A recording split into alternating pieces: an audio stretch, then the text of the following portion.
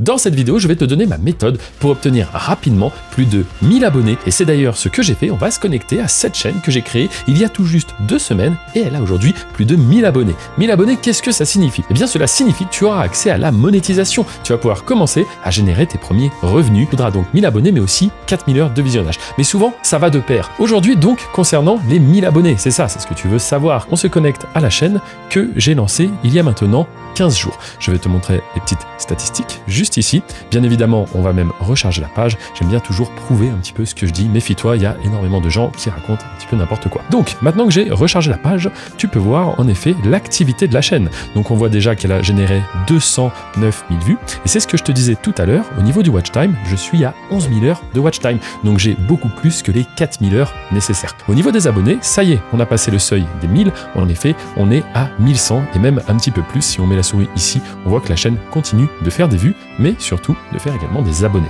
Donc comment est-ce que j'ai fait pour arriver comme cela, en partant de zéro, à générer mes premiers abonnés autour du 10 mars, date à laquelle j'ai commencé à publier mes premières vidéos, et on voit comme cela que ça a fait un petit peu une moyenne 17, 8, 7, 10, etc.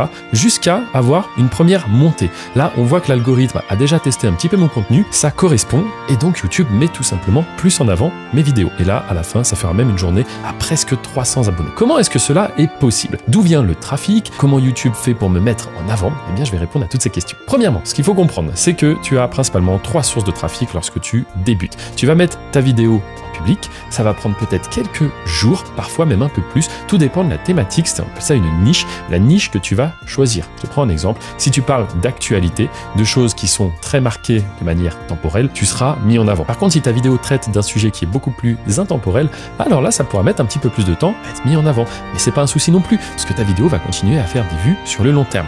Donc voilà, je dirais qu'il n'y a pas de bonne ou de mauvaise méthode, et c'est pas parce que tu souhaites, comme tout le monde, être rapidement monétisé qu'il va falloir faire des sujets liés à l'actualité. Au contraire, il faut faire des choses qui t'animent, qui t'intéressent. Et donc, une fois que tu as ton contenu, que tu es capable de le produire, qui t'intéresse un minimum, comment faire pour être mis en avant? Je t'ai parlé de 3 manières d'être mis en avant. La première, ça va être les recherches. Tu sais, quand quelqu'un va taper comment faire ceci, comment faire cela, toi, tu crées l'offre et les spectateurs, eux, ont une demande. Donc, du coup, si l'offre vient répondre à la demande, eh bien, ta vidéo va faire des vues. Ça, ce sont les recherches. Ensuite, il y a la homepage. Lorsque les viewers, les spectateurs démarrent l'application, YouTube leur propose du contenu.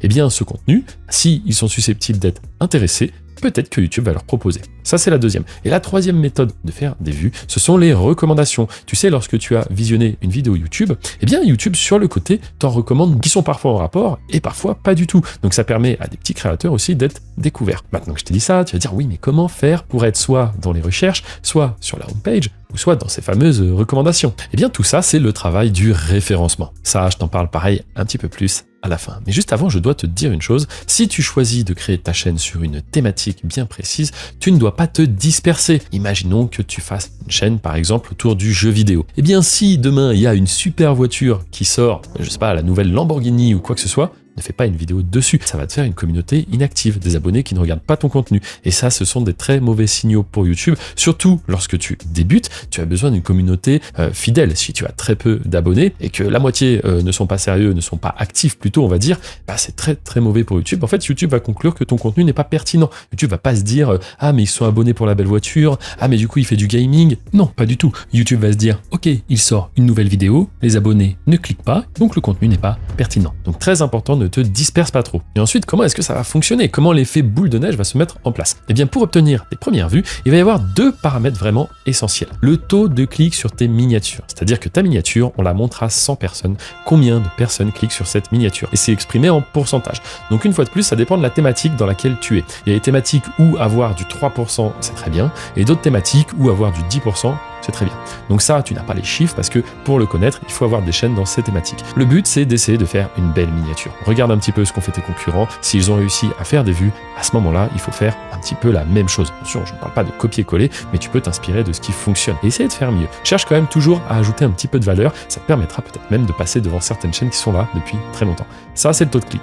Mais une fois que le spectateur a cliqué, qu'est-ce qui se passe? Eh bien, il faut que ton watch time soit bon. Il faut que ton contenu soit intéressant. Si ton contenu n'est pas pertinent, par exemple, ta vidéo dure 5 minutes et le spectateur reste 20 secondes, eh bien c'est pas du tout pertinent pour YouTube. Donc du coup, ta vidéo ne sera pas mise davantage en avant. À l'inverse, si tu as un bon taux de clic sur les miniatures, si tu as une bonne durée de visionnage, eh bien YouTube va retargeter l'audience. Qu'est-ce que ça veut dire? C'est-à-dire qu'ils vont faire le lien entre les différentes personnes qui se sont abonnées à ta chaîne, entre tes 20, 30, 40 premiers abonnés. C'est ce qu'on voit ici en fait. Regarde bien. Au début, je suis mis un petit peu en avant. On voit que je ne fais pas beaucoup d'abonnés. La date du 15 mars, etc., ça avait même baissé. Et là, en fait, YouTube se dit, ok, on passe au niveau suivant. En fait, YouTube a retargeté mon audience et surtout a fait des lookalikes. C'est-à-dire que YouTube a regardé un petit peu les différents centres d'intérêt entre les personnes qui s'étaient abonnées à cette chaîne. Et suite à ça, ils ont cherché des audiences similaires. C'est ce que veut dire lookalike. Tu peux le traduire par audience similaire. Et donc, ça a fait plus d'abonnés. On voit clairement que c'est de l'étape par étape, du step by step.